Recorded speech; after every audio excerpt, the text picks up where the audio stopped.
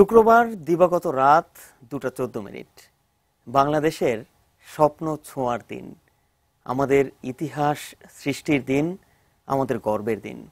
প্রিয় দর্শক, আপনাদের সবাইকে স্বাগত জানাচ্ছি এটিএন নিউজের নিয়মিত আয়োজন নিউজ আওয়ার এক্সট্রায়। আপনারা জানেন যে শুক্রবার দিবাগত রাত 2:14 বাংলাদেশ 57তম দেশ হিসেবে নিজস্ব স্যাটেলাইটের অধিকারী হলো এবং বঙ্গবন্ধু 1 বা BS-1 সাফল্যের সঙ্গে উৎক্ষেপণ করা হয়েছে। এই বিষয়গুলো নিয়েই আসলে আমাদের আজকের আয়োজন আমরা সাজিয়েছি। মূলত মহাকাশে এখন বাংলাদেশ, লাল সবুজের চিহ্ন এখন মহাকাশে, এবং যেটি বলা হচ্ছে যে এই স্যাটেলাইট আমাদের জন্য অনেক সুযোগ সুবিধা নিয়ে আসবে। কিভাবে আসলে এই সুযোগ সুবিধা আমরা পেতে পারি, কতটুকু ভালোভাবে আমরা কাজে লাগাতে পারি এই স্যাটেলাইটকে, এ নিয়ে আমাদের আজকের আয়োজন। আমরা শিরোনাম রেখেছি মহাকাশে বাংলাদেশ। এই বিষয়ে আলোচনা করার জন্য আমাদের স্টুডিওতে আজ উপস্থিত আছেন, প্রথমে আমার হাতের ডান দিক থেকে আছেন ফাইবার অ্যাট হোম লিমিটেডের assistant general manager Simon Sohel Barui, আছেন সময় টেলিভিশনের ব্রডকাস্ট ও আইটি প্রধান সালাউদ্দিন সেলিম, এবং আছেন টেলিকম রিপোর্টার্স নেটওয়ার্ক বাংলাদেশের সভাপতি জাহিদুল ইসলাম। আপনাদের তিনজনকেই স্বাগত জানাচ্ছি এবং সাধুবাদ জানাচ্ছি, এবং বিশেষ করে এই গর্বের এই সময়টাতে এবং একটি বাংলাদেশিদের জন্য, আমাদের সবার জন্য একটি আনন্দের এই সময়ে আপনাদের তিনজনকে স্বাগত জানাচ্ছি এবং আমরা এই নিয়ে আলোচনা করব। তবে আমাদের সহকর্মী তাওহিদ সৌরভ এই বঙ্গবন্ধু স্যাটেলাইট 1 উৎক্ষেপণের ফলে কি পাবে বাংলাদেশ তা নিয়ে একটি রিপোর্ট করেছেন। রিপোর্টটি দেখে এসে চলুন আমরা আমাদের আজকের আয়োজনে যাই। Saw Falcon 9 lift off in a beautifully clear shot there at 4:14 p.m. বাংলাদেশের প্রথম কৃত্রিম উপগ্রহ বঙ্গবন্ধু স্যাটেলাইট 1 এখন মহাকাশে, আরও একটি স্বপ্ন পূরণ বাঙালির।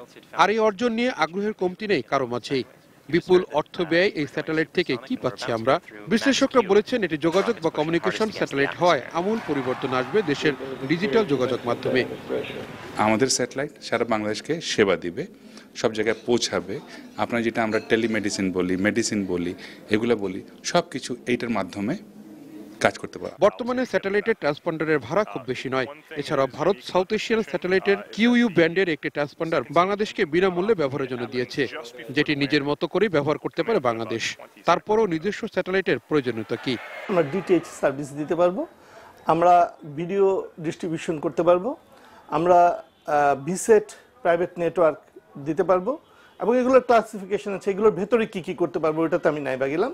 আমি ব্রডব্যান্ড দিতে পারবো, এবং আমি ট্রান্সমিশন ট্রাঙ্ক, যেটা আমি এগুলো আমার কমিউনিকেশন ট্রাঙ্ক যেটা আর কি। আমার এর বাইরে আমার আছে আপনার পয়েন্ট টু পয়েন্ট সার্ভিসের মধ্যে কিছু জিনিস আছে, যেমন আমি লার্নিং, টেলিমেডিসিন, এগ্রিকালচার, এই কাজগুলো এগুলো দিয়ে করতে পারবো। BS-1 সামরিক খাতেও বাংলাদেশের সক্ষমতা বাড়াবে বহুগুণ, কারণ এতদিন সামরিক গোপনীয়তা এবং দেশের নিরাপত্তার জন্য গুরুত্বপূর্ণ তথ্য আদান প্রদান করতে হতো বিদেশি স্যাটেলাইটের মাধ্যমে। সে নির্ভরতার প্রয়োজনও ফুরালো। মোট 40টা ট্রান্সপন্ডার আছে এই টেলিভিশনে, তার ভিতরে 20টা ট্রান্সপন্ডার আমরা বাংলাদেশের ভিতরের জন্য ব্যবহার করছি। প্রতিরক্ষা দপ্তরকে 2টা ট্রান্সপন্ডার দেওয়া হয়েছে। বঙ্গবন্ধু স্যাটেলাইট 1 থেকে দুর্যোগপ্রবণ বাংলাদেশে টেলিযোগাযোগ এবং নিরঙ্কুশ ইন্টারনেট ব্যবহারে বাড়বে অর্থ প্রবাহ। টেলিভিশন সম্প্রচার ও স্যাটেলাইট টেলিমেডিসিন সুফলও মিলবে। তাৎক্ষণিক হিসাব বলছে প্রতি বছর সাশ্রয় হবে কমপক্ষে $14 মিলিয়ন বৈদেশিক মুদ্রা, যার ফল যোগ হবে দেশের প্রবৃদ্ধিতে। তাওহিদ সৌরভ, এটিএন নিউজ, ঢাকা।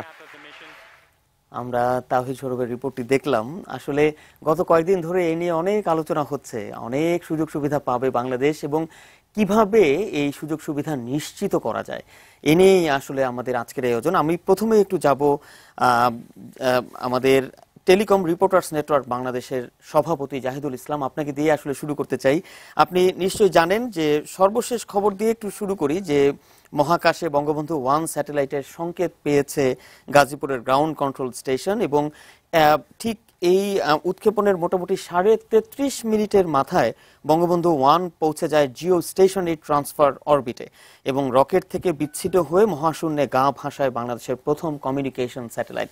আরেকটা বিষয়ে একটু দর্শকদেরকেও জানাতে চাই যে এখন কক্ষপথে গেলেও স্যাটেলাইটটি launch and early orbit phase শেষ হতে 10 দিন লাগবে যেটি বলা হচ্ছে, এবং এরপর স্যাটেলাইট ইন অরবিটে লাগবে আরো 20 দিন, তখন স্যাটেলাইটটি চূড়ান্তভাবে কক্ষপথে বসবে। আমি সজল জাহিদুল ইসলাম আপনাকে দিয়ে শুরু করতে চাই। এই যে আমাদের স্বপ্ন পূরণ হলো এবং আমাদের অনেক আশা আকাঙ্ক্ষার অবশেষে আমরা দেখলাম আমরা যে মাহেন্দ্রক্ষণ এলো, আমরা সেই গর্বের যে বিষয়টি এসেছে মহাকাশে এখন আমরা বাংলাদেশ, কিভাবে দেখছেন আপনি বিষয়টিকে?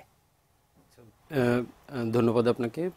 এখানে আমার যেটা বলার, আমি মনে করি যে তথ্য প্রযুক্তি ক্ষেত্রে আমি স্রেফ 3টা ভাগে ভাগ করতে চাই। একটা হচ্ছে সাগরের নিচ দিয়ে, একটা স্থলে, আর একটা আকাশে। আমরা প্রথম দুটো অর্জন করেছি দুটো ধাপে ধাপে, সেসব সবাই জানে। এখন যেটা আকাশে বা অন্তরিক্ষে আমরা বলি, সেই জায়গাটায় আমরা আছি। আমি মনে করি জাতি হিসেবে এটা বাংলাদেশের জন্য অত্যন্ত গর্বের, সম্মানের এবং একই সঙ্গে আমাদের অনেক কিছু মানে পাওয়ারও সম্ভাবনার জায়গা তৈরি হয়েছে। এখানে একটা জিনিস বলে নিতে চাই যে আমরা আন্তর্জাতিকভাবে যে সম্মান পেতে পারি, সেই সম্মানের জায়গাটা কিন্তু আমরা মোটামুটি অর্জন করে ফেলেছি এর মধ্যেই। এখন আমরা এমন একটা পর্যায়ে এসে পৌঁছেছি, এমন একটা ধাপে আছি যেখান থেকে আমাদের নেক্সট ফেজের পরিকল্পনা করার অবস্থায় এসেছি। ঠিক অবশ্য এটা এখনই বলাটা ঠিক হচ্ছে না, আরও হয়তো 10 দিন যাওয়ার পরে ঠিক বলতে পারবো যে আমরা অর্জন করে ফেলেছি এবং নেক্সট ফেজ নিয়ে আমরা কাজ করব। কিন্তু পরিকল্পনাটা তো আমরা এখন থেকেই শুরু করতে পারি না? সেটা আরও অনেক আগে থেকে করা উচিত ছিল, আমি সেটা মনে করি। 2014 সালে যখন ডিপিপি করা হলো এই প্রকল্পের, আমার সেই ডিপিপিটা দেখার সুযোগ হয়েছে। আমি কয়েকদিন আগেও আরেকবার দেখেছি।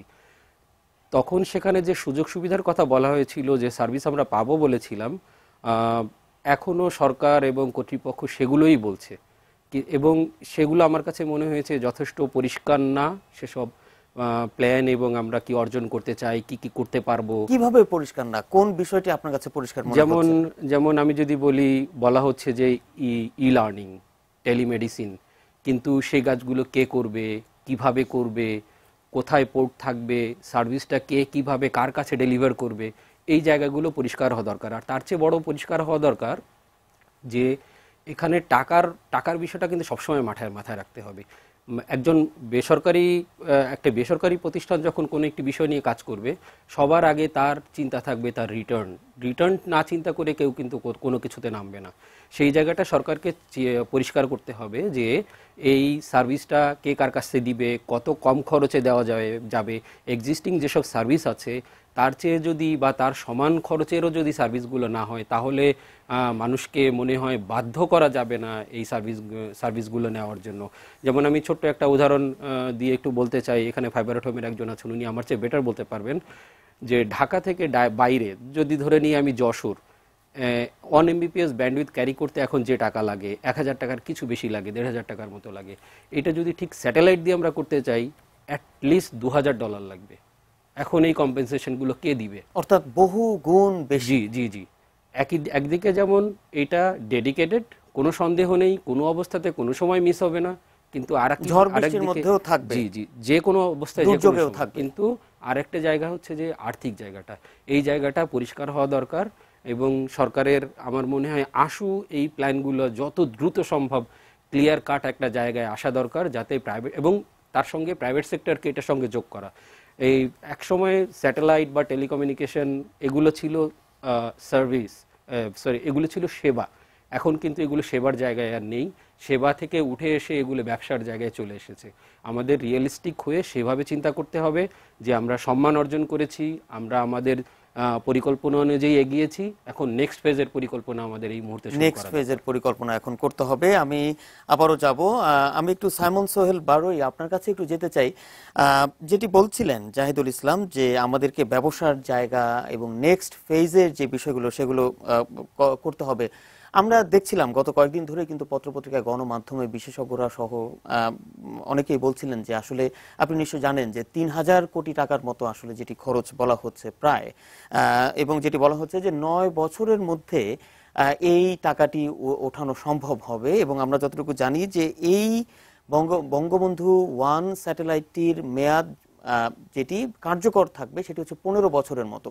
এখন আপনি আসলে এই বিষয়টিকে কিভাবে দেখছেন, যে আসলে ব্যবসার জায়গার দিক থেকে আমরা কতটুকু সফল হতে পারবো বলে আপনি মনে করেন? সরকার আমাদেরকে একটা স্যাটেলাইট দিয়েছে, এটা সরকারের জন্য সাধুবাদ জানাই, এবং অ্যাজ এ বাংলাদেশি হিসাবে আমরা খুবই গর্বিত। কিন্তু সরকার আমাদের দেওয়ার পরে বাকি যে দায়িত্বটুকু সেটা কিন্তু সংশ্লিষ্ট যে মহল আছে তাদের কাছে। সংশ্লিষ্ট মহল বলতে আপনি কাদেরকে বলছেন? যেমন আমি যদি সাবমেরিনের কথা বলি, তখন সাবমেরিন কেবল যেমন বিএসসিসিএল একটা কোম্পানি, যেটাকে দেখলে হয়তো সরকারি কোম্পানি বলে মনে হবে না, এটাতে গেলে তাদের সার্ভিস এবং তারা অনেকটুকুই এগিয়ে এসছে, প্রাইভেট একটা এন্টিটির মতো তারা বিহেভ করে। বাংলাদেশের স্যাটেলাইটের জন্য আমাদের কিন্তু একটা কোম্পানি তৈরি করা হয়েছে এবং একজন খুব ভালো একজন এমডি রাখা হয়েছে সরকারের পক্ষ থেকেই, যিনি খুবই ডাইনামিক। এবং এই কোম্পানিটাকে আসলে খুব ডাইনামিকভাবে এই যে আমাদের যে সময়টা কিন্তু খুবই কম। 15 বছর কিন্তু খুব একটা বড় সময় না একটা স্যাটেলাইটের জন্য। এবং আমাদের স্যাটেলাইটটা কিন্তু অনেক বড় একটি স্যাটেলাইট, যেখানে প্রায় 40টা ট্রান্সপন্ডার, 2টো ট্রান্সপন্ডার যদি আর্মিরা ব্যবহার করে বা আমাদের ডিফেন্স ইন্ডাস্ট্রি ব্যবহার করে, বাকি 38টা স্ট্যান্ড ট্রান্সপন্ডার আমাদেরকে বিক্রি করতে হবে। যেটি বলা হচ্ছে 20টি আমাদের দেশে এবং বাকি 20টি আর কি ভাড়া দেওয়া হবে, যেটি বলা হচ্ছে। কিন্তু 20টির মধ্যে আমাদের আসলে 24টা কেইউ ব্যান্ড এবং 16টা হচ্ছে সি ব্যান্ড। এখন এটাকে মানে স্যাটেলাইট একটা মিররের মতো, যেটা আকাশে আছে, কিন্তু বাংলাদেশ থেকে দেখা যাচ্ছে স্যাটেলাইট, কিন্তু এটা কোথায় গিয়ে আমি আরেকটা জায়গায় গিয়ে কানেক্ট করব, সেটার জন্য আমাদের গ্রাউন্ড স্টেশনগুলোকে পরিচালনা করা বা সেই গ্রাউন্ড স্টেশনগুলোর সাথে কন্ট্যাক্ট করা, তাদের সাথে বিজনেসের যে একটা শুরু করা। যেমন আমাদের দেশের সবচেয়ে কাছের যে গ্রাউন্ড স্টেশনগুলো যেগুলো সব খুব ব্যবহার হয়, সেটা হচ্ছে হংকং এবং সিঙ্গাপুর। আমি জানি না আমাদের স্যাটেলাইটের যারা কাজ করছেন তারা কি ওখানে গ্রাউন্ড স্টেশনগুলো তৈরি করেছেন কিনা বা ওই সব কোম্পানির সাথে কথা বলেছেন কিনা, যাতে এই যে আমাদের 3 মাসের মধ্যে যদি এটাকে কমার্শিয়ালি এটা ব্যবহার করার জন্য উপযুক্ত হয়ে যায় আমাদের স্যাটেলাইটটি, তখন থেকে কিন্তু ঘড়িটা 15 বছরের যে ঘড়িটা শুরু হয়ে গেল। আপনার কি মনে হয় না যে গাজীপুরে যে গ্রাউন্ড কন্ট্রোল স্টেশন তৈরি করা হয়েছে সেটি তৈরি করার আগে এই অন্যান্য যে গ্রাউন্ড স্টেশনের সঙ্গে কথা বলা হয়েছে অথবা তাদের কাছ থেকেও ধারণা নেওয়া হয়েছে? আমি যতটুকু সরকারের বা আমি টিভিতে দেখেছি বা নিউজে দেখেছি, এখন পর্যন্ত শুধুমাত্র ইন্দোনেশিয়া মনে হয় একটি জায়গায় কথা বলা হয়েছে, কিন্তু অন্যান্য জায়গায় কথা বলা হয়েছে কিনা আমার ঠিক জানা নেই। এবং আরেকটা সবচেয়ে বড় বিষয় হচ্ছে যে স্যাটেলাইটের সবচেয়ে বেশি ব্যবহার হয় পাহাড়ি এলাকায় এবং দুর্যোগ প্রবণ এলাকায়। তো আমাদের খুব কাছের দুটো দেশ ভুটান এবং নেপাল, যেখানে পুরোটাই হচ্ছে পাহাড়, সেইখানে কারোর সাথে আসলেই কথা বলা হয়েছে কিনা, বিকজ তারা আমাদের খুব বন্ধু সুলভ দেশ, দুটো দেশই।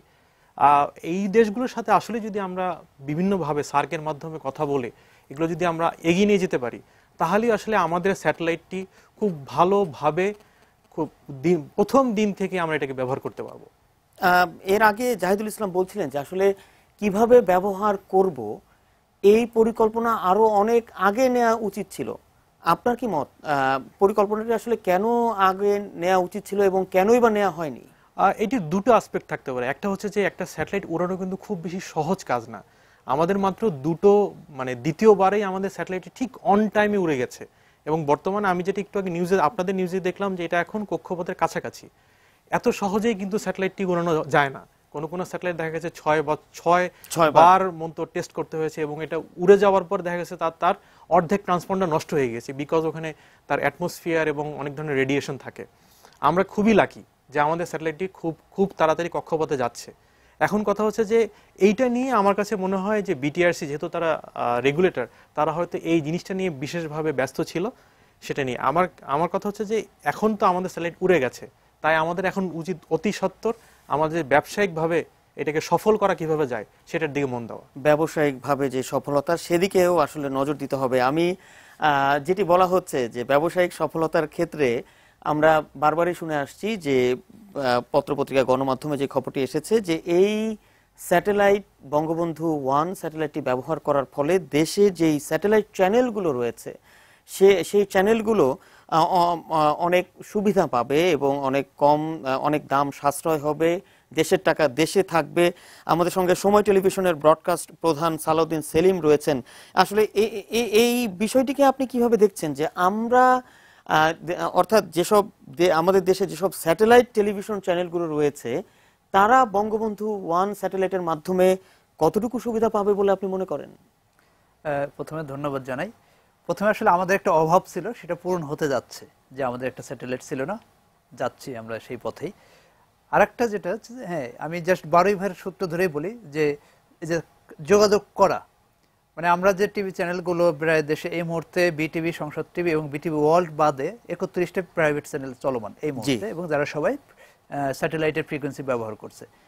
তো সেই হিসেবে এদের সাথে কিন্তু এখন পর্যন্ত কোনো যোগাযোগ করা হয়নি। আমাকে কি একটু পরিষ্কার করে বলবেন যে এই যে 31টি চ্যানেল, আমি যতটুকু জানি যে তারা অ্যাপ স্টার 7 এর যেটি ব্যবহার করে থাকেন, আপনি আসলে এই বিষয়ে কি আচ্ছা, সেই ক্ষেত্রে যে অ্যাপ স্টার 7 আমরা একটা বিশেষ সুবিধা পাই, সেটা এখানে পাওয়ার সম্ভাবনাটা কম। কেন? কারণ অ্যাপ স্টার 7 হচ্ছে যে আমি এশিয়ার বাইরে, আমি অস্ট্রেলিয়া, তারপরে সৌদি আরব কিংবা দুবাই এবং আফ্রিকার কিছু অঞ্চল পর্যন্ত আমি পুরোটা কভার করতে পারি, এবং আমাদের দর্শক ওখানেই দেখতে পারে, এবং মিডল ইস্টের অনেক বড় একটা দর্শক আসলে বাংলাদেশি চ্যানেলগুলো দেখতে পারে শুধু এই অ্যাপ স্টার 7 এর মাধ্যমে। কিন্তু বঙ্গবন্ধু স্যাটেলাইট 1 এর মাধ্যমে একটা অসুবিধা হবে, সেটা হচ্ছে যে এটা সার্কভুক্ত দেশ, আর ওইদিকে উজবেকিস্তান, তাজিকিস্তান, কিরগিজস্তান, তুর্কমেনিস্তান ও কাজাখস্তানের কিছু অংশ দেখা যাবে, তাদের কিছু অংশ দেখা যাবে। বাট মানে কিন্তু আমাদের অনেকটা দর্শক কিন্তু আমরা মিস করছি। তো সেই ক্ষেত্রে সমাধানও কিন্তু আছে। আমি মনে করি যে না, এটা পজিটিভলি দেখা উচিত, যেহেতু আমাদের একটা স্যাটেলাইট এবং আমরা ব্যবহার করব, এটাই স্বাভাবিক। এখন গ্লোবাল নেটওয়ার্কের যুগ, আমি আইপি প্রযুক্তি আছে, ইজিলি আমি আইপির মাধ্যমে পৌঁছাতে পারি, অথবা ব্যান্ডউইথ বিনিময় একটা প্রক্রিয়া আছে, যে আমাদের যে ফুটপ্রিন্ট, সেই ফুটপ্রিন্টে আমাদের চেয়ে অন্য কোনো দেশ আছে যাদের বেশি প্রয়োজন। বাট আবার কিছু স্যাটেলাইট আছে, যেমন রাশিয়ার ইয়ামাল একটা স্যাটেলাইট, তো এরকম আরো কয়েকটা স্যাটেলাইট আছে যেখানে প্রচুর পরিমাণে ব্যান্ডউইথ প্লট পড়ে আছে। তাদের সাথে তাদের চাহিদা অনুযায়ী এবং তাদের ফুটপ্রিন্ট অনুযায়ী আমাদের চাহিদাটা কিন্তু অনেক ম্যাচ করে। এই উদ্যোগটা কাদেরকে নিতে হবে? আচ্ছা, এই উদ্যোগটা আমি মনে করি গভর্নমেন্ট নীতি নির্ধারক কমিটি থেকে নেওয়া উচিত, যেমন বিটিআরসি যেহেতু পুরোটা নিয়ন্ত্রণ করছে, তাদের পক্ষ থেকে একটা নেওয়া উচিত, যে একটা ব্যান্ডউইথ বিনিময় চুক্তি, যে আমরা আমাদের ব্যান্ডউইথ তারা ব্যবহার করবে, তাদের ব্যান্ডউইথ আমরা ব্যবহার করব, অথবা কোনো একটা আন্তঃচুক্তি যেটা আমাদের টেলিভিশন চ্যানেলগুলোকে অন্য অন্য আমাদের যেখানে আমরা যে লোকেশনগুলোতে আমরা পাচ্ছি না সেই জায়গাতে কভার করে ব্যবস্থা করে দেওয়া। পাশাপাশি শুধু স্যাটেলাইটের ভরসা না থেকে আমি মনে করি এই মুহূর্তে সব চ্যানেল মালিকদেরকেও একটি কমিউনিটিতে চলে আসা, যেটা হচ্ছে আইপি প্ল্যাটফর্ম। কারণ এখন বাংলাদেশ ছাড়া মোটামুটি বিশ্বের সব জায়গায় আসলে আইপি প্ল্যাটফর্ম দিয়েও টিভি চ্যানেলগুলোর ডিস্ট্রিবিউশন হচ্ছে, এবং সেখানে বড় একটা ব্যবসায়িক লাভজনক একটা প্রক্রিয়া সুযোগ আছে। আচ্ছা, আইপি প্ল্যাটফর্মে আসতে হবে, আমি এই বিষয়টি আরেকটু পরিষ্কার হতে চাই আপনার কাছে, তবে তার আগে একটা বিরতিতে যেতে হবে। প্রিয় দর্শক, আমরা আছি মহাকাশে বাংলাদেশ এ নিয়ে, একটা ছোট্ট বিরতির পর ফিরছি, সঙ্গে থাকবেন।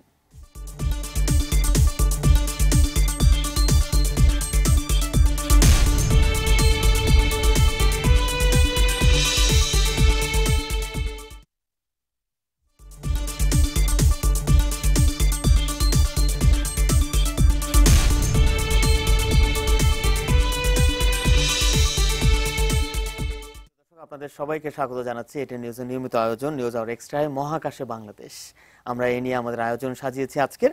আমি আবারও একটু যাব সালাউদ্দিন সেলিম আপনার কাছে। আপনি বিরতির আগে বলছিলেন যে আসলে এই যে আমাদের দেশের স্যাটেলাইট টেলিভিশন চ্যানেলগুলোকে যদি আমরা এই বঙ্গবন্ধু স্যাটেলাইট 1 এই স্যাটেলাইটটির সুবিধা নিতে চাই, তাহলে দুটি পদ্ধতির কথা আপনি বলছিলেন। একটি হচ্ছে আইপি পদ্ধতিতে, যেটা প্ল্যাটফর্ম একটি তৈরি করতে হবে, এবং আরেকটি বলছিলেন ব্যান্ডউইথ বিনিময়।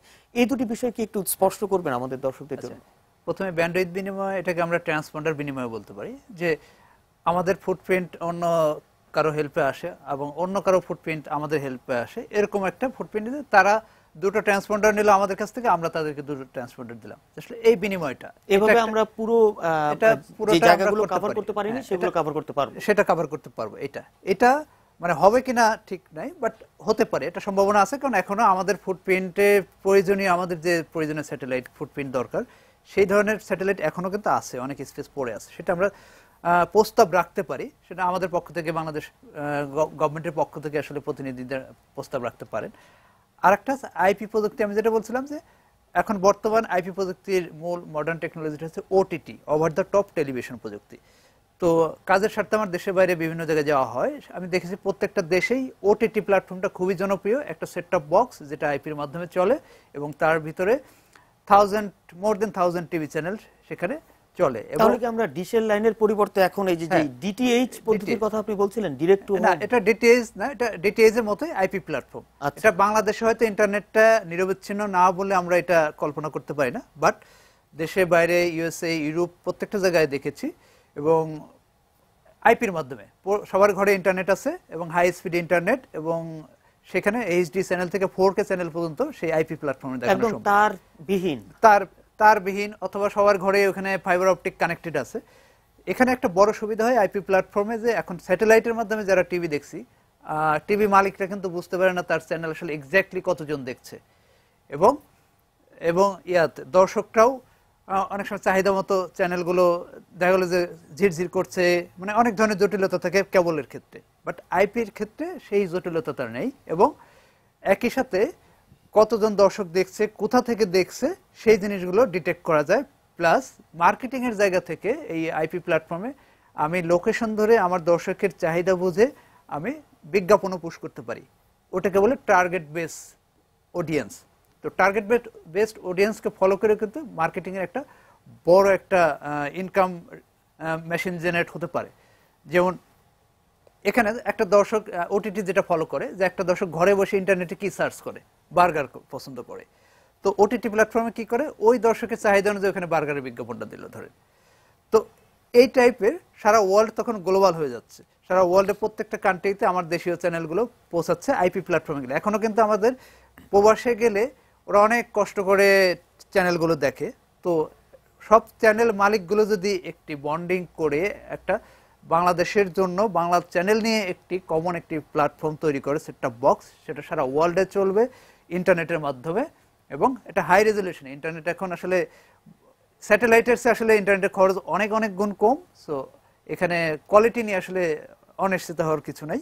এবং এতে বিজ্ঞাপনের জগতে বলা যায় একটা আমূল পরিবর্তন আসতে পারে। এখন আমরা 24 ঘন্টায় সীমাবদ্ধ, তখন এটা আনলিমিটেড মিনিটের উপর হবে।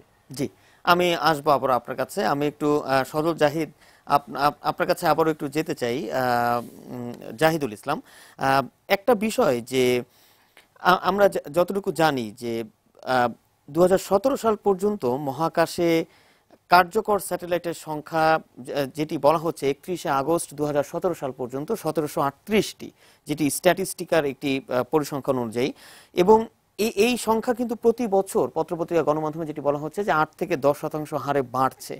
এবং এর ফলে কি আসলে আপনি কি মনে করছেন যে ভবিষ্যতে আরো স্যাটেলাইট উৎক্ষেপণ কি আরো সহজ হবে নাকি আরো চ্যালেঞ্জের মুখে পড়বে? এই ক্ষেত্রে আমার অবস্থান খুব পরিষ্কার। আমার মনে হয় না যে সংখ্যা বাড়ার কারণে কোনো সমস্যা হবে। সংখ্যা যত বাড়বে তত অপরচুনিটি বাড়বে। আমি যদি এভাবে চিন্তা করি, সাবমেরিন কেবল দিয়ে, একটা সাবমেরিন কেবল ছিল আমাদের, 2টা হয়েছে, তার মানে আমাদের সুবিধা বেড়েছে। এটা যদি 3, 4, 5-এ যায় তো আমাদের অপরচুনিটি বাড়লো। যত বেশি সংখ্যা বাড়বে তত ক্রাউড মনে করার কোনো কারণ নেই, এটা আমার কাছে মনে হয় যে অপরচুনিটি। আর স্যাটেলাইট দিয়ে আসলে কি কি করা সম্ভব, আমি মনে করি যে এইটা আমাদের চিন্তারও বাইরে আছে যে কতগুলো কাজ স্যাটেলাইট দিয়ে করা যাবে। আমাদের একটা লঞ্চ হলো, সো এটা দিয়ে আমরা কিছু শিখব এবং এরপরে নাম্বার বাড়তে থাকবে, আমাদেরও বাড়বে, যেমন বাড়ে অন্য দেশের। যেমন আমি ছোট্ট একটা উদাহরণ, যেমন পাশের দেশ ইন্ডিয়া গত 1 বছরে অনেকগুলো স্যাটেলাইট লঞ্চ করেছে। একবারে তো ওরা 100 ন্যানো স্যাটেলাইট লঞ্চ করলো, এবং প্রত্যেক দিনই ওদের স্যাটেলাইট ইন্ডাস্ট্রি ডেভেলপ করছে। তাতে করে ক্রাউডেড বা সংখ্যা বাড়া নিয়ে দুশ্চিন্তার কোনো কারণ নেই। অনেক স্যাটেলাইটের লাইফ শেষ হয়ে যায়, সো কেউ সাকসেসফুলি লঞ্চ করতে পারে না। সো সংখ্যা দিয়ে আসলে এটা বিবেচনা করার অবস্থায় মনে হয় আমরা নাই। জি, অনেকেই এখন আশায় বুক বাঁধছেন, আমাদের দেশে কি আমরা স্যাটেলাইট তৈরি করতে পারি না এবং আমাদের দেশে কি উৎক্ষেপণের ব্যবস্থা করা যায় না? ডেফিনেটলি সেটা হতে পারে। আমরা প্রথম স্টেপটা সাকসেসফুলি পার করেছি, এখন আমাদের পরের ধাপগুলো হবে। যেমন হবে যে এটার প্রমাণ বলছি যে যখন বঙ্গবন্ধু স্যাটেলাইটের প্রকল্প নেওয়া হলো তখনই ব্র্যাক ইউনিভার্সিটি স্বপ্রণোদিত হয়ে তারা একটা ন্যানো স্যাটেলাইট উৎক্ষেপণ করে ফেললো। এটা ডিজাইনের সঙ্গে ব্র্যাকের কিছু ছেলে মেয়ে যুক্ত ছিল। তো এখন ওদের অবস্থা যেটা মনে হচ্ছে, ওরা এই বঙ্গবন্ধু স্যাটেলাইট লঞ্চ করার পরে আরও অনেক বেশি উৎসাহ পেয়েছে, এখন তারা নিজেরাই স্যাটেলাইট ডিজাইনের চিন্তা করছে। ব্র্যাক ইউনিভার্সিটি যখন এটা করছে, আমি মনে করি আমাদের ম্যান পাওয়ার তৈরি হওয়ার একটা অবস্থা তৈরি হয়েছে। এখন সরকারের এখানে কিছু পৃষ্ঠপোষকতা দরকার, সেটা ব্র্যাক হোক, অন্য ইউনিভার্সিটি হোক, সেখানে পৃষ্ঠপোষকতা দরকার। কেমন ধরনের পৃষ্ঠপোষকতা প্রয়োজন? আমার মনে হয় একটা সেপারেট ইনস্টিটিউট করা দরকার। আমি একটা শ্রীলঙ্কার উদাহরণ বলি। শ্রীলঙ্কা 2012-তে যখন স্যাটেলাইট লঞ্চ করেছে, মাত্র 2 বছরের মাথায় এসে ওরা একটা একাডেমি করেছে, যেখানে ছেলে মেয়েরা শিখে স্যাটেলাইট কিভাবে ডিজাইন করতে হয়, কিভাবে লঞ্চ করতে হয়, সেটার কমার্শিয়াল আসপেক্টগুলো কি, সেগুলো নিয়ে তারা কাজ করছে। যদিও ওদের পেছনে চায়না আছে, ওই ইনভেস্টমেন্টের পেছনে চায়না আছে, আমাদের সঙ্গে আপাতত কেউ নেই। কিন্তু আমার মনে হয় কোনো একটা স্ট্র্যাটেজিক পার্টনার নিয়ে হলেও আমরা এখানে মনে হয় কাজ করতে পারি। এখানে আমাদের স্পার্সোর একটা বড় ভূমিকা আছে বলে আমি মনে করি। আচ্ছা, স্পার্সো একসময়, একটু বলে নি, স্পার্সো একসময় বিজ্ঞান প্রযুক্তি মন্ত্রণালয়ের অংশ ছিল, এখন সেটা চলে গেছে প্রতিরক্ষা মন্ত্রণালয়ের অংশ। প্রতিরক্ষা মন্ত্রণালয়ের অংশ হওয়ার কারণে তারা একটু বেশি কনজারভেটিভ। আমার মনে হয় এই জায়গাটায় সরকারের নতুন করে চিন্তা করা দরকার আছে যে প্রয়োজনে স্পার্সোকে দিয়ে কিছু কাজ করানো এবং তাদেরকে আরেকটু ওপেন হয়ে ইনভেস্টমেন্ট, প্ল্যানিং, ডিজাইন, মার্কেটিং এই সব জায়গায় তারা যদি চিন্তা করে, এবং সেখানে একদম কমপ্লিটলি মাথায় রাখা দরকার স্যাটেলাইট একটা ব্যবসার জায়গা থেকে যদি চিন্তা করে তাহলে কাজগুলো অনেক সহজ হবে বলে আমি মনে করি। অনেক সহজ হবে যদি ব্যবসার দিক থেকে আমরা চিন্তা করি। সাইমন সোহেল বারোই, আমরা আসলে যেমনটা দেখলাম যে গত শুক্রবারের আসলে আগের দিন বৃহস্পতিবারও একটি চেষ্টা করা হয়েছিল, কিন্তু সেটি কিছুটা কারিগরি ত্রুটির কারণে হয়নি, এবং পরে শুক্রবারে আমরা সাফল্যের সঙ্গে এই স্যাটেলাইট বঙ্গবন্ধু 1 উৎক্ষেপণ করতে সমর্থ হই। এবং এর সঙ্গে আমরা দেখলাম যে পুরো বাংলাদেশের মানুষের যে আগ্রহ, যে আশা আকাঙ্ক্ষার জায়গা তৈরি হয়েছে, এবং একটা বড় বিষয়, আপনি সামাজিক যোগাযোগ মাধ্যম থেকে শুরু করে সব জায়গায় তরুণরা এই স্যাটেলাইটের প্রতি অনেক আগ্রহ দেখাচ্ছে এবং এই স্যাটেলাইট নিয়ে কাজ করারও আগ্রহ প্রকাশ করেছে, যেমনটা কিছুটা জাহিদুল ইসলাম বলছিলেন এর আগে। আসলে এর পরিপ্রেক্ষিতে জাহিদুল ইসলাম বেশ কিছু পরামর্শ দিয়েছেন। আমি যদি একটু অন্যভাবে একটু বলি, আমাদের দেশে যারা এখন বর্তমানে তথ্য প্রযুক্তিবিদ রয়েছেন তাদের কি এখন আরো দায়িত্ববোধ বেড়ে গেল না? না, অবশ্যই। সেটা এখন, এতদিন আমরা ছিলাম শুধুমাত্র, যদি আমি একটা বাসার কথা চিন্তা করি, যে একটা বাসা থেকে যদি তার বাসা নিচে যদি ডাকাত আসে, তাহলে বাসা থেকে আসলে যদি ডাকাতটা আসার আগেই দেখা যায় যে টিএনটির ফোনটা কেটে দেয়, তারপর তারা ডাকাতি করতে ঢুকে। কিন্তু তাহলে আসলে ওই বাসা থেকে যদি কোনো একটা হেল্প মেসেজ পাঠাতে হয়, আমাদের এখন মোবাইল ফোন না, কিন্তু আমি যদি স্যাটেলাইটের কথা চিন্তা করি, আমাদের সব কিছু যদি একেবারে আমাদের ফাইবার সাবমেরিন কেবল কেটে গেল, আমাদের টেরিস্ট্রিয়াল কেবল কেটে গেল, আমাদের জলোচ্ছ্বাস হয়ে গেল, কিভাবে কমিউনিকেশন করব? সিডরের একটা সময়, যেমন আমি সিডরের সময় 2004 সালে 2008-7 সালে আমি সিডরের সময় আমি বরিশাল গিয়েছিলাম, টেলিযোগাযোগ ব্যবস্থা সম্পূর্ণ ভেঙে গিয়েছিল, টেলিযোগাযোগ ব্যবস্থা। তো সেই সব সময়, এবং আমাদের দেশটা এমন একটা জায়গায় দেখা গেছে 3-4 বছর পর পর বড় একটি প্রলয়নকারী ঝড় অথবা দেখা যায় যে জলোচ্ছ্বাসের মধ্যে আমরা পড়ি। আমাদের জন্য এটি কমিউনিকেশন স্যাটেলাইটটা আমাদের জন্য খুবই একেবারে যুক্তিযুক্ত হয়েছে এখনকার জন্য। যেহেতু এখন আমরা কমিউনিকেশন স্যাটেলাইট পেয়ে গেছি, এরপর আমরা এখন চিন্তা করতে পারি যে ওয়েদার স্যাটেলাইটটা নিয়ে। আমাদের নেক্সট চিন্তাটা আসলে লিও অথবা মিও ওয়েদার স্যাটেলাইট হওয়া উচিত, যেটা ইয়াভাই বললেন স্পার্সোকে সাথে নিয়ে, যে আসলে আমাদের যে এই যে ওয়েদারে যে চেঞ্জ হয় এইটা নিয়ে আসলে আমাদের কাজ করা উচিত। যেটা বলছিলাম সেটা হচ্ছে যে আমাদের যে এখন এই ইয়ং জেনারেশন বা আমাদের মধ্যে যেটা ঢুকেছে যে হ্যাঁ, কমিউনিকেশন যেহেতু আমরা পেয়ে গেছি, স্যাটেলাইট পেয়ে গেছি, এটার প্রতি আগ্রহ বেড়ে গিয়েছে সবার। অনেকেই এখন স্যাটেলাইট নিয়ে পড়াশোনা করার বা উচ্চতর ডিগ্রি নেওয়ারও আশা প্রকাশ করছেন। Right, exactly. আমাদের কোনো ইউনিভার্সিটিতে বাংলাদেশের স্যাটেলাইট কমিউনিকেশন নিয়ে পড়াশোনা আমার জানা মতে করানো হয় না। আমি রিকোয়েস্ট করব এই বিশেষ করে সরকারি এবং প্রাইভেট যে ইঞ্জিনিয়ারিং ইউনিভার্সিটিগুলো আছে, সেখানে যেন অ্যাটলিস্ট একটা সাবজেক্ট যেন স্যাটেলাইট কমিউনিকেশনের উপর পড়ানো হয়, যাতে এই যে আমাদেরকে এখন যারা মাত্র 18 জন নিয়ে আমাদের স্যাটেলাইটের যাত্রা শুরু হয়েছে, আসলে এটা 18 না, এটা 1800 হতে পারে এবং আমাদের 1800 লাগবে। ইন্ডিয়া যদি পারে, ইন্ডিয়াতে আমি একটা রিপোর্টে দেখছিলাম ইন্ডিয়া থেকে 209টা স্যাটেলাইট লঞ্চ হয়েছে। তারা শুরু করেছে 1978 সালে, আর আমরা শুরু করলাম 2018 সালে।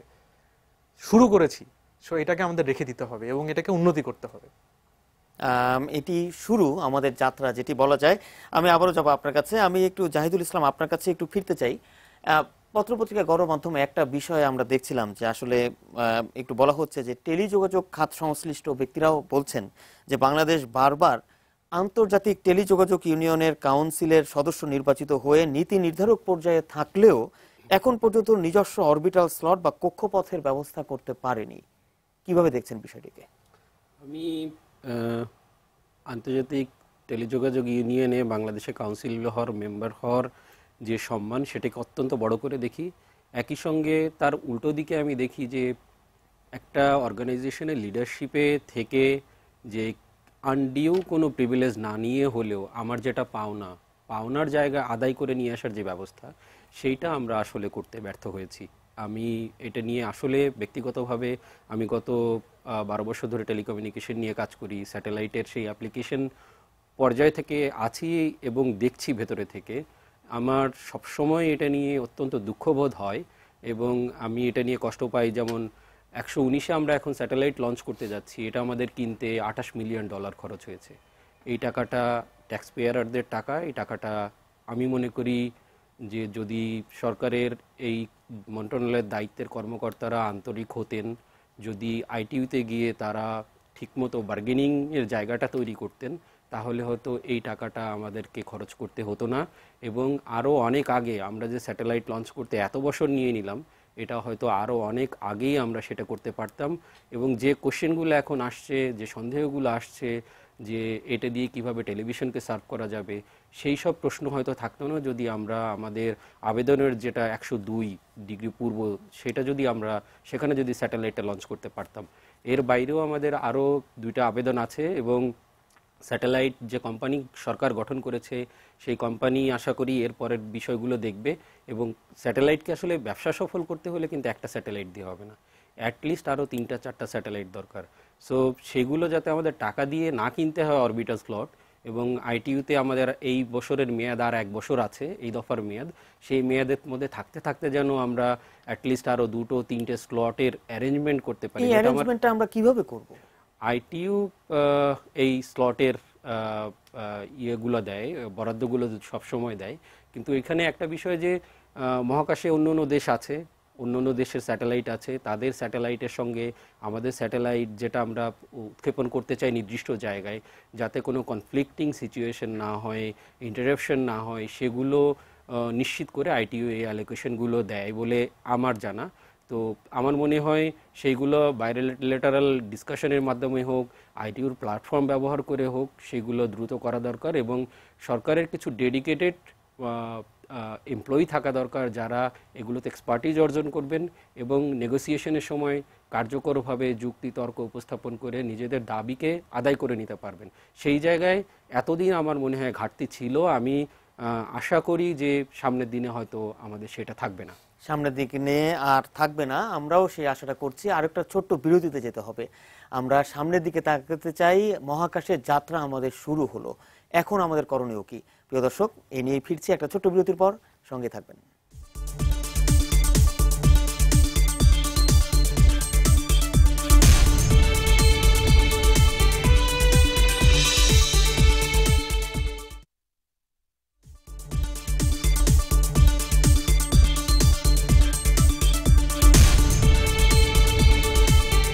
মহাকাশে বাংলাদেশ, আমরা এ নিয়ে আলোচনা করছি। আমরা একেবারে শেষ পর্যায়ে আছি। আমি এ পর্যায়ে আবারও যাবো একটু জাহিদুল ইসলাম আপনার কাছে। আপনি নিশ্চয়ই জানেন যে বঙ্গবন্ধু 1 স্যাটেলাইটের সার্বিক ব্যবস্থাপনার জন্য Bangladesh communication satellite company limited বা BCSCL নামে একটি কোম্পানি গঠন করা হয় এবং যেটি বলা হচ্ছে যে এই কোম্পানিটি স্যাটেলাইট BS1 মহাকাশে কাজ শুরু করার 3 মাসের মধ্যে বাণিজ্যিক কার্যক্রম শুরু করার একটি প্রস্তুতি নিচ্ছে। আপনার কাছে একটি প্রশ্ন যে কিভাবে এই কাজ সাফল্যের সঙ্গে করা সম্ভব? শুরুতেই যেটা বলছিলাম যে একটা প্রপার একটা প্ল্যানিং, সেই প্ল্যানিংয়ের জায়গাতে আশা করি ওনারা দ্রুত কাজ শুরু করবেন। এবং সেই জায়গায় আমি কোম্পানির বোর্ড মেম্বারদেরকে দেখেছি 9 জন আছেন। আমি সরকারের কাছে প্রত্যাশা করি যে এই মেম্বারদের মধ্যে প্রাইভেট সেক্টরের এক্সপার্ট যারা আছেন তাদের 2-1জনকে রাখা উচিত, তাহলে সেই প্ল্যানিংটা অত্যন্ত দক্ষতার সঙ্গে তারা করতে পারবেন বলে আমি মনে করি। এখানে যারা আছেন তাদের কারো যোগ্যতা দক্ষতা নিয়ে আমি কোনো কোশ্চেন তুলছি না, কিন্তু আমি আশা করি যে প্রাইভেট সেক্টরকে নিলে প্ল্যানিংটা অনেক ভালো হবে। আর এর সঙ্গে ছোট্ট দুটো প্রত্যাশার কথা আমি বলে রাখতে চাই, সেটা হলো আরও অনেক স্যাটেলাইট নিশ্চয়ই আমাদের এই কোম্পানি লঞ্চ করবে বা সরকারের দিক থেকে লঞ্চ করা হবে। নেক্সট স্যাটেলাইটটা যেন আবহাওয়া রিলেটেড হয়, আর অতি দ্রুত একটি একাডেমি করে ফেলা, যাতে সেখান থেকে আমাদের প্রপার ম্যান পাওয়ারের সাপ্লাইটা থাকে, স্পেস বা বিজনেসটা যাতে তারা ডিল করতে পারে, সেই জায়গাটা সরকারের মনোযোগ দেওয়া উচিত। সাইমন সোহেল বারোই, আমরা একেবারে শেষ পর্যায়ে, আপনি এর আগেও বলছিলেন যে আমাদের পরবর্তী স্যাটেলাইট যাতে আবহাওয়া সম্পর্কিত স্যাটেলাইট হয় এবং আবহাওয়ার স্যাটেলাইট হয়। জাহিদুল ইসলাম একই কথা বলছিলেন। আপনার কি মত যে আসলে এই BS-1 আমাদের যে স্বপ্ন, সেই স্বপ্ন পূরণ হয়েছে, এখন এই স্বপ্নকে আরো অনেক দূর এগিয়ে নিতে গেলে BS-1 এর সর্বোচ্চ এবং সর্বোৎকৃষ্ট ব্যবহার কিভাবে করা সম্ভব? স্বপ্ন যেহেতু পূরণ হয়েছে, এখন এটাকে ধরে রাখাটা আমাদের সবচেয়ে বেশি কঠিন কাজ। যেটা আমি শুরুতে বলছিলাম, সময়টা অনেক কম। তো আমরা এখন পর্যন্ত দেখিনি যে এই স্যাটেলাইটটা ভাড়া করতে গেলে, আমি সেলিম ভাইয়ের সাথে কথা বললাম যে টিভি চ্যানেলটা যদি ভাড়া করতে চাই, এই স্যাটেলাইটের একটা ট্রান্সপন্ডারের একটা অংশ 4 মেগাহার্টজ বা 6 মেগাহার্টজ কত টাকা লাগবে, এটার ট্যারিফ প্ল্যানটা কীরকম, এটা কবে থেকে একটা আমরা শুনতে পাচ্ছি 3 মাস পরে। সো এই ধরনের কোনো ইনফরমেশন এখন পর্যন্ত আমরা পাইনি। এটা EIRP কত, সেই ধরনের টেকনিক্যাল জিনিসপাতিগুলো আমরা এখনো পাইনি। এটা যে বিদেশে এটা সেল করা হবে বলা হচ্ছে, এটা বিদেশে কোন জায়গায় আমাদের অফিসটি করা হয়েছে, এটা কি হংকংয়ে না সিঙ্গাপুরে? বিকজ হংকং অথবা সিঙ্গাপুর থেকে পৃথিবীর সবচেয়ে বেশি স্যাটেলাইট ফিড বিক্রি করা হয়। সো এই জিনিসগুলো এই আমাদের যে কোম্পানিটি করা হয়েছে, এটাকে এখনই চিন্তা করতে হবে। এবং আমি অবশ্যই দেখতে চাই যে বলা হয়েছে 3 মাস পরে এটাকে কমার্শিয়ালি ইউজ করা হবে। 3 মাসের পরে অ্যাটলিস্ট বাংলাদেশের 31টা চ্যানেলের মধ্যে অ্যাটলিস্ট আমি একটা চ্যানেল দেখতে চাই যে আমরা এই স্যাটেলাইট দেখতে পাচ্ছি। আচ্ছা, অন্তত একটি চ্যানেল যাতে এই স্যাটেলাইটের মাধ্যমে আমরা দেখতে পাচ্ছি। সালাউদ্দিন সেলিম। আমি প্রথমে বলি যে হ্যাঁ, আমিও চাই যে বাংলাদেশের টিভি চ্যানেলগুলো আসলে এই বঙ্গবন্ধু স্যাটেলাইট ব্যবহার করুক। পাশাপাশি আমার একটাই কথা যে আসলে টিভি চ্যানেলগুলো যেন শুধু মূল উদ্দেশ্য না হয় এই স্যাটেলাইট ব্যবহারের, এখানে ক্ষেত্রগুলো তৈরি করা এবং ছোট্ট একটি জিনিস যুক্ত করে আমি, সেটা হচ্ছে যে বলা হচ্ছে এই বঙ্গবন্ধু স্যাটেলাইটের মাধ্যমে টেলিমেডিসিন, প্রাইভেট অর্গানাইজেশনের আন্তঃযোগাযোগ অনেক কিছু করা যাবে। বাট এখনও কিন্তু বিটিআরসির পক্ষ থেকে ভিসেট ব্যবহারের ক্ষেত্রে একটা জটিলতা আছে এবং সব আইএসপিগুলো থেকে ভিসেট ও অনুমতি বাতিল করা হয়েছে। এবং এই জায়গাগুলো কিন্তু আমাদের হাতে খুবই অল্প সময়, সেই অল্প সময়ের ভিতরেই এই 3 মাসের আগেই এই আইনানুগ যত জটিলতা আছে সবগুলো শেষ করতে হবে। পাশাপাশি এর সেবার মান যেন আন্তর্জাতিক মানের হয়, অন্যান্য সরকারি প্রতিষ্ঠানের মতো না হয়। তো কারণ আমার এর কাস্টমার হচ্ছে আন্তর্জাতিক থেকেও, মানে বিদেশ থেকেও আসবে। তো ওই জায়গাটা আমাদেরকে স্বচ্ছ হতে হবে এবং এটাকে লাভজনক করার মনোবাসনাটা থাকতে হবে আমাদের ভিতরে, তাহলে এটা আসলে লাভজনক হবে। অসংখ্য ধন্যবাদ সালাউদ্দিন সেলিম, জাহিদুল ইসলাম এবং সাইমুল হোসেন বারোই, আপনাদের খুবই মূল্যবান যে মতামত এবং এই দিক নির্দেশনামূলক মন্তব্যের জন্য। প্রিয় দর্শক, এই ছিল আমাদের আজকের আয়োজন। আমরা আশা করছি যে আমাদের যে স্বপ্ন পূরণ হয়েছে, এই স্বপ্ন এখন অনেক অনেক দূরে এগিয়ে যাবে। এটি স্বপ্নের শুধুমাত্র শুরু। আপনারা সবাই ভালো থাকবেন এবং আমরা আশা করছি যে যেই বিষয়গুলো নিয়ে আসলে আলোচনা হয়েছে যে আমাদের কি কি করা উচিত, অবশ্যই সংশ্লিষ্ট খাত এই বিষয়গুলোতে নজর দিবেন যাতে আমরা এই BS-1 এর সর্বোচ্চ এবং সর্বোৎকৃষ্ট ব্যবহার করতে পারি। এই ছিল আমাদের আজকের আয়োজন। আপনারা সবাই ভালো থাকবেন, এটা নিউজের সঙ্গেই থাকবেন।